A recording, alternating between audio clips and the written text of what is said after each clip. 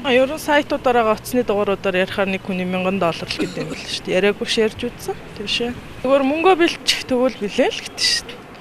Шууд л тийм л хариу өгдөг утсаар ярь. Зүгээр бүртгэгдсэн 180 хүн байна. Тэрний цаана 2000-аад хүн бол байгаа. Тийм одоо энэ Visa Point CGU гэдэг одоо сайт дээр бүртгэл хийгдсэн байгаа. Тэр бүртгэл одоо ингээд оюучгүй байхгүй. 3 сарын 14-нд бүх хүний мэйлээр баг ирсэн байх. Таны ингээд цаг чинь ингээд цуслагдлаа. Ингээд дараа дахиж ингээд бүртгүүлэхэд орохлоор сайт нь ажиллахгүй.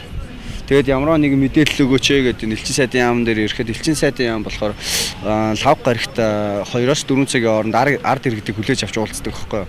Тэр өдөр нь байхгүй болсон.